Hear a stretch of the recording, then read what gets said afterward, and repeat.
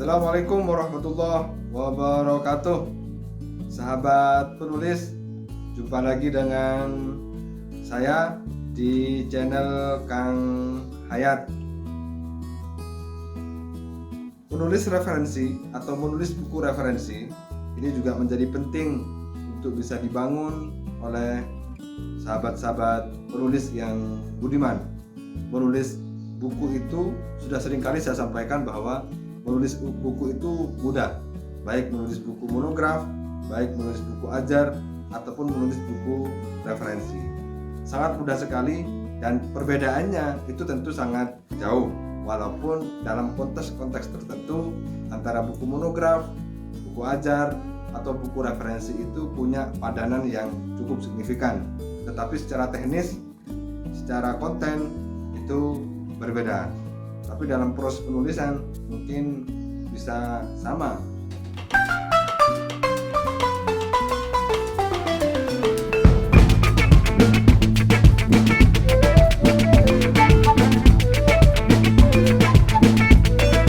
Jangan lupa di share, like, dan subscribe ya. Kali ini saya akan mengulas tentang bagaimana menulis buku referensi. Apa saja ciri-ciri buku referensi? Yang pertama adalah sesuai dengan bidang ilmu penulisnya. Jadi kalau bidang ilmunya adalah pendidikan bahasa Inggris, maka disarankan untuk menulis buku yang berkaitan dengan pendidikan bahasa Inggris. Boleh tidak misalnya menulis buku yang tidak sesuai dengan bidang keilmuannya? Boleh, tetapi nanti akan tidak sesuai dengan harapannya. Ini bidang ilmunya fisika kok bisa menulis bahasa Inggris, boleh-boleh saja. Tetapi biasanya ini akan menjadi pertanyaan dan akan melahirkan berbagai pertanyaan dari orang lain. Ini jurusannya matematika misalnya kok menulis buku tentang bahasa Indonesia, itu kan dipertanyakan kompetensinya. Maka biasanya ciri-ciri dari buku referensi itu bukunya ditulis oleh pakar atau bidangnya atau ahlinya. Juga seperti saya misalnya di program studi ilmu administrasi publik, maka tentu buku-buku saya berkaitan dengan kebijakan publik, dengan pengantar ilmu administrasi publik, dengan reformasi birokrasi dan seterusnya, berkaitan dengan keilmuan saya. Sehingga saya menulis itu sesuai dengan bidang saya, sesuai dengan kemampuan saya, sesuai dengan kompetensi saya. Sehingga ahli atau pakar itu bisa dilihat kepakaran dan keahliannya dari bukunya. Sehingga kalau pengen tahu orang itu pakar bidang apa, maka lihat karya-karyanya, lihat tulisan-tulisannya, lihat buku-bukunya, menulis tentang apa saja. Kalau misalnya tulisan-tulisannya sesuai dengan bidang kepakarannya, maka orang itu sudah bisa dianggap sebagai pakar atau maka buku referensi itu ditulis sesuai. Kalau kita pakar bidang kesehatan, maka menulislah buku referensi tentang kesehatan. Kalau kita bidangnya adalah pendidikan, maka menulislah buku-buku tentang pendidikan. Maka kita akan dikenal oleh orang melalui buku-buku. Mungkin kita tidak pernah kemana-mana, tetapi buku kita ada di mana-mana. Orang lain mengenal kita dari buku kita. Sehingga orang lain mengenal kita dari buku kita itu sesuai dengan bidang ilmu dan pakar. Yang kedua, buku referensi itu bisa ditulis dari hasil riset, baik skripsi, tesis, disertasi, riset-riset lain, misalnya hibah dan lain sebagainya. Itu bisa dikonversi menjadi buku referensi. Tetapi saya tidak mengulas tentang konversi hasil penelitian ke buku referensi. Nanti saya ulas sendiri tentang bagaimana mengkonversi hasil penelitian menjadi buku referensi, atau mengkonversi hasil penelitian menjadi buku ajar, atau mengkonversi buku hasil penelitian menjadi buku monograf. Nanti saya akan ulas satu-satu sehingga sahabat penulis memiliki pandangan yang kokoh, memiliki perspektif yang utuh di dalam menulis buku. Jadi buku referensi itu dari hasil riset bisa, sangat mungkin. Kita punya banyak potensi di sini. Kita punya banyak punya bahan di dalam riset itu, sangat banyak sekali dan melimpah. dan di lingkungan saya sangat melimpah sekali bahan itu, dan potensi itu kalau tidak dimanfaatkan menjadi sebuah buku sangat eman sekali. Kebergunaannya akan sangat luas ketika hasil riset itu dijadikan sebagai buku. Saya pastikan Bapak Ibu, terutama dosen-dosen muda ini yang punya bahan dari hasil riset, silakan manfaatkan bahan itu, olah lagi menjadi bahan yang lebih berguna, menjadi bahan yang lebih bermanfaat seperti buku, baik buku referensi, buku ajar atau buku monograf. Tapi buku referensi lebih memiliki nilai karena kumnya sesuai dengan PO PAK adalah 40 maksimal. Tetapi ini sudah sangat banyak sekali, sudah sangat bagus. Keterbacaannya luas, kebergunaannya luas, kemanfaatannya banyak, tetapi juga dihargai dengan misalnya kumnya luar biasa. Begitu juga dengan penerbit, biasanya lebih suka buku referensi dan buku ajar. Buku referensi juga sangat banyak peminatnya dari penerbit untuk bisa diterbitkan karena banyak dicari, karena selain dipakai sebagai bahan atau buku pendamping mata kuliah, buku referensi biasanya dipakai oleh teman-teman praktisi atau dipakai sebagai rujukan untuk penelitian atau riset, dan ini sangat banyak sekali kebutuhannya. Sehingga menulis buku itu juga harus melihat aspek segmentasinya. Kalau buku referensi, segmentasinya tentu banyak, mahasiswa, dosen, kemudian praktisi, kemudian peneliti, dan mungkin orang lain juga memanfaatkan buku referensi ini sebagai pengayaan atau pendalaman keilmuan dirinya sendiri. Yaitu, jadi dari riset bisa, atau dari konseptual pemikirannya sendiri, dari teori-teori yang kemudian diolah menjadi sebuah bahan konseptual untuk menjadi buku referensi, boleh. Jadi buku-buku referensi dari konseptual itu adalah dari berbagai teori-teori atau dari berbagai kajian-kajian atau dari berbagai sumber kutipan dari berbagai pakar, dari berbagai ahli yang kemudian dielaborasi menjadi sebuah tulisan dari yang dibuat semacam bentuk-bentuk paragraf bab per bab yang kemudian menjadi sebuah buku referensi. Dari konsep teori itu misalnya dari teori-teori yang dibangun dari berbagai pakar, dari berbagai ahli, dari berbagai buku, dari berbagai jurnal, kemudian dielaborasi, diolah menjadi sebuah bab yang kemudian utuh membahas tentang satu bidang keilmuan. Itu sangat menarik juga, sangat banyak, dan ini juga bahannya sangat melimpah, sangat banyak sekali, sangat bagus. Kemudian kita mengeksplorasi semua bahan atau teori-teori itu menjadi sebuah teori baru, atau melahirkan sebuah teori, atau melanjutkan teori-teori yang ada, atau mengupdate informasi-informasi menjadi sebuah teori yang kemudian melahirkan sebuah konsep baru di dalam sub atau bidang ilmu tertentu. Bisa. Jadi buku referensi itu bisa dilahirkan, bisa ditulis dari dua aspek. Yang pertama adalah dari riset. Riset ini banyak sekali, selain hibah mungkin riset-riset yang lain juga bisa dipakai menjadi buku referensi. Atau dari konseptual, dari teori-teori atau dari buku-buku atau dari dokumen-dokumen atau dari kutipan-kutipan lain atau dari pakar misalnya, bisa dijadikan sebagai dasar untuk menulis buku referensi. Dari sini saja sebenarnya sudah banyak bahan yang bisa dikelola untuk menjadi buku atau diolah menjadi buku. Yang ketiga, buku referensi itu memiliki ISBN, jadi memiliki nomor seri. Jadi ISBN ini sangat mudah pendaftarannya, bisa dilakukan di Perpusnas, sehingga ISBN ini nanti mencatatkan buku kita secara nasional. Pelaksananya paling 3 hari sampai 1 minggu selesai. Yang terbaru insya Allah ISBN dipermudah untuk pemanfaatannya atau penggunaannya, karena ISBN ini juga memiliki manfaat syarat sebagai buku referensi diakui di PO PAK itu adalah memiliki ISBN. Walaupun bukunya sudah sesuai dengan kriteria dan jenis buku referensi tetapi tidak memiliki ISBN, maka hukumnya gugur dengan sendiri karena syaratnya adalah memiliki ISBN. Buku referensi yang keempat memiliki ketebalan minimal 60 halaman. Kalau buku ajar kemarin 49, buku referensi sesuai dengan peraturan dari UNESCO atau ketentuan dari UNESCO adalah 60 halaman. Tetapi untuk pemanfaatan atau penggunaan misalnya kemudian ajuan hibah misalnya, itu minimal 200 halaman sesuai dengan ketentuan yang ada. Tetapi untuk aturan UNESCO, buku referensi dikatakan sebagai buku referensi itu kalau sudah memenuhi 60 halaman. Tetapi untuk kepentingan lain, hibah, kemudian dan lain sebagainya, memenuhi syarat sesuai dengan ketentuan yang dipersyaratkan, minimal 200 halaman. Nah, buku referensi itu juga ada hibahnya, hibah buku referensi sama dengan buku ajar.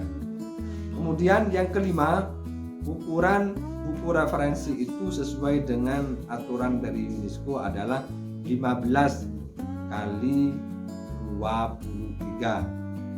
Jadi 15 kali 23 standar buku yang bagus itu sesuai dengan aturan UNESCO adalah ukuran 15 kali 23. Ini standar bakunya. Jadi buku referensi itu harus juga menyesuaikan dengan ketentuan dan jenis bukunya, sehingga utuh dikatakan sebagai buku referensi itu tidak hanya dari konten, tetapi dari aspek lain yang bisa mendukung bahwa buku itu adalah buku referensi.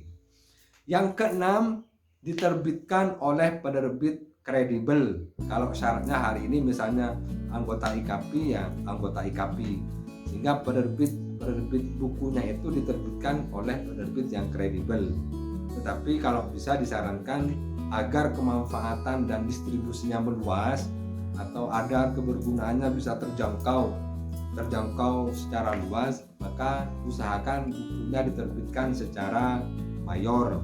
Sehingga kalau penerbit mayor itu penulis hanya fokus menulis buku, kemudian diserahkan kepada penerbit, kemudian penerbit melakukan review, dari hasil review misalnya dari semua segmen, dari semua aspek lolos, misalnya baik dari konten, dari substansi, dari teknis, dari bahasa, kemudian dari segmentasi, dari pasar, itu lolos review dari penerbit, maka insya Allah bukunya akan menjadi buku yang sangat manfaat, yang sangat luas kemanfaatannya, bisa distribusi dari Sabang sampai Merauke, bisa dibaca oleh banyak orang, bisa dipakai untuk bahan pendamping mata kuliah di mata kuliah apa saja yang berkaitan dengan bidang ilmunya dan di perguruan tinggi mana saja, baik negeri ataupun swasta. Ini semangat yang harus dibangun, karena ketika buku kita sudah terdistribusi secara nasional bahkan internasional, maka nilai-nilai kemanfaatan dan kebaikan itu membanjiri apa yang kita tulis, menjadi sebuah magnet yang luar biasa, menjadi sebuah nilai-nilai kebaikan yang tak terhingga, baik bagi diri kita ataupun bagi banyak orang lain. Kita mungkin tidak merasakan secara langsung, tetapi secara tidak langsung kita melahirkan aura-aura positif, aura-aura yang baik dari buku yang kita tulis. Apalagi misalnya kalau bestseller kemudian diterbitkan setiap tahun, diterbitkan ulang, sangat luar biasa sekali. Dan disitulah letak kebahagiaan dari seorang penulis. Oleh karena itu, sahabat penulis tentu harus memiliki motivasi yang kuat, memiliki dorongan yang hebat untuk melahirkan karya-karya yang luar biasa. Menulis referensi adalah salah satu cara untuk melahirkan karya yang luar biasa, karena nilai distribusinya sangat luar biasa dan menjangkau banyak tempat, menjangkau banyak orang, bisa tingkat keterbacanya sangat luar biasa sekali. Yang ketujuh adalah tidak melanggar ketentuan Undang-Undang Dasar 45 dan Pancasila sebagai ideologi negara.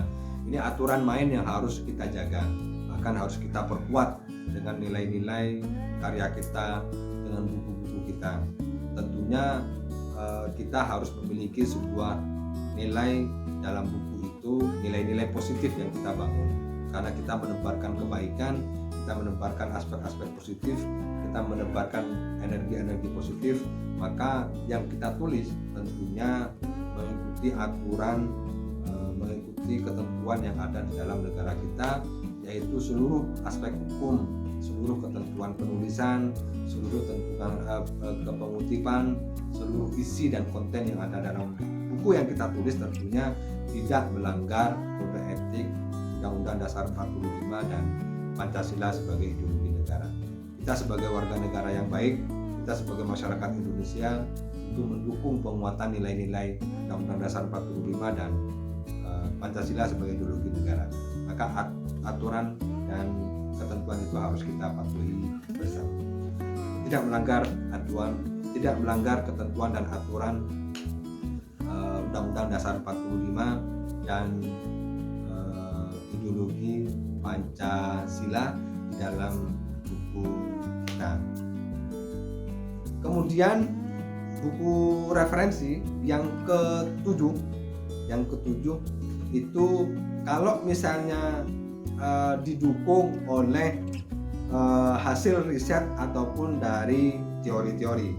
Jadi buku referensi itu perlu didukung oleh hasil riset, karena buku referensi itu kalau misalnya ditulis dari hasil riset, maka tentu didukung oleh teori-teori yang kompetitif, teori-teori yang mendukung. Kalau misalnya buku referensi itu ditulis dari kajian teori atau dari konseptual, maka perlu juga didukung oleh hasil-hasil penelitian, sehingga buku referensi itu terus terupdate karena satu bidang ilmu kemudian melakukan berbagai elaborasi dari hasil riset dan teori-teori yang itu kemudian menghasilkan sebuah konsep baru di dalam mendukung keilmuannya, sehingga keilmuannya terus terupdate.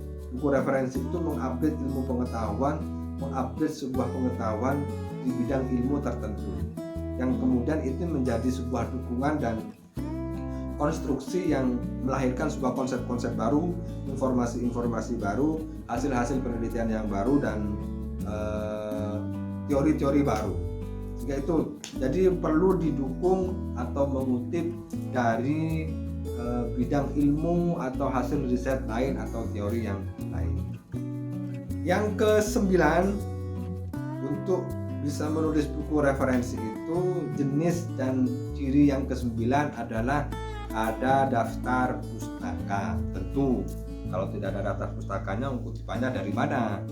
Jadi hasil penelitian yang dikutip, teori yang dikutip, pendapat pakar yang dikutip itu dimasukkan di dalam daftar pustaka. Disarankan daftar pustaka di dalam penulisan buku ini juga disarankan menggunakan sistem, sehingga tidak campur-campur, sehingga seragam, kemudian terdeteksi secara online di Google Scholar juga terdeteksi, sehingga menggunakan daftar pustaka dengan menggunakan aplikasi misalnya seperti Mendeley ini disarankan. Untuk apa? Untuk memetakan pengutipan itu secara seragam, baik di dalam tulisan ataupun di dalam daftar pustakanya, sehingga tidak berbeda-beda. Ada misalnya daftar pustaka yang karena ditulis manual, nama lengkap, kemudian tahun, kemudian judul. Ada yang pengutipannya misalnya nama belakang dulu, kemudian koma, kemudian nama depan, kemudian tahun, kemudian judul. Atau penulisan tahun misalnya ada yang titik, kemudian tahun, ada yang dalam kurung, kemudian tahun. Ini sehingga disarankan untuk penulisan daftar pustaka bisa menggunakan aplikasi Mendeley. Aplikasi Mendeley ini sudah banyak dibuat, tutorialnya juga banyak dibuat, kemudian pemanfaatannya, pemakaiannya juga sudah mulai banyak dipakai. Ini tidak hanya berlaku di artikel yang mau dipublikasikan di jurnal, tetapi juga di buku bisa disarankan untuk menggunakan aplikasi Mendeley di dalam pemanfaatan atau penulisan pengutipan atau daftar pustaka, sehingga tidak menulis manual daftar pustakanya secara otomatis ketika mengutip misalnya langsung muncul di daftar pustaka. Penggunaan Mendeley ini juga bermanfaat untuk mengkoneksikan kutipan-kutipan yang kita kutip itu di Google Scholar atau dicantolkan di media online-nya, sehingga manfaatnya bisa semakin luas dan orang bisa mendeteksi citasinya dan seterusnya.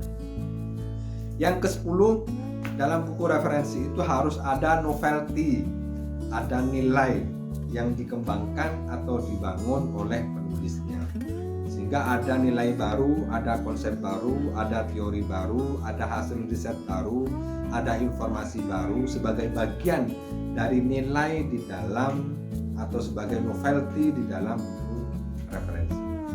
Menancapkan novelty di dalam buku referensi itu, kalau misalnya dari riset, maka novelty risetnya dibangun menjadi sebuah tumbuhan yang kuat di dalam buku. Kalau misalnya dari referensi, maka hasil elaborasi dari konseptual, hasil elaborasi dari teori-teori yang dibangun itu kemudian harus melahirkan sebuah konsep atau teori baru atau pemahaman baru atau pandangan baru sebagai bagian dari novelty di dalam buku referensi. Sehingga orang membaca buku referensinya itu ada nilai kebaharuan yang dibangun oleh penulis yang kemudian memberikan pencerahan baru, memberikan pandangan baru, memberikan perspektif baru. Sehingga nilai novelty itu yang menjadi energi dari buku referensi. Jadi novelty penting, tidak hanya di dalam riset, tapi dalam buku novelty menjadi kunci untuk menjadikan orang tertarik membaca buku referensi. Yang ke-11 yang terakhir, yang ke-11 adalah update data dan informasi di dalam buku menjadi penting. Jadi data dan informasi itu untuk membuat novelty itu ada, untuk meningkatkan kebaharuan itu ada. Untuk membangun kebaharuan itu harus didukung oleh kebaharuan data, update data, ataupun kebaharuan informasi atau update informasi. Karena ini menjadi penting dan menjadi relevan dengan kondisi masa dulu, masa kini, dan masa yang akan datang dari cakupan buku yang sahabat penulis tulis. Hingga dari ke-11 ini menjadi penting untuk dipahami, menjadi kunci untuk dijadikan sebagai rujukan bahwa ini adalah buku referensi. Ketika sahabat penulis sudah tahu tentang ciri dan jenis buku referensi, maka akan dimudahkan untuk bisa menulis buku referensi. Secara otomatis ketika paradigma kita sudah mengarah kepada, pandangan kita sudah mengarah kepada jenis dan ciri buku referensi ini, maka saya yakin sahabat penulis akan memiliki ketertarikan, akan memiliki sebuah pandangan, akan memiliki sebuah motivasi dan inspirasi untuk menulis buku referensi. Modal banyak, bahan banyak, potensi banyak, tinggal bagaimana kita mau memanfaatkan kesempatan, mau memperbaiki niat, mau meningkatkan kemanfaatan ilmu kita. Salah satu caranya adalah dengan menulis buku referensi adalah poin penting untuk bisa kita tingkatkan, untuk bisa kita lahirkan sebagai karya, sebagai kontribusi kepada bangsa, kepada negara, kepada masyarakat Indonesia, bahwa kepakaran kita itu harus dibuktikan dengan karya nyata kita. Salah satu karya nyata kita adalah buku referensi. Buku referensi bisa dipakai oleh semua elemen, oleh semua masyarakat, baik mahasiswa, dosen, praktisi, ataupun peneliti, karena kemanfaatannya sangat luas dan kegunaannya sangat luas, sehingga menciptakan nilai-nilai kebaikan dan kemanfaatan. Semoga menginspirasi, semoga memberikan motivasi, terus semangat untuk berkarya, karena karya adalah bagian dari kita. Terima kasih. Assalamualaikum warahmatullahi wabarakatuh.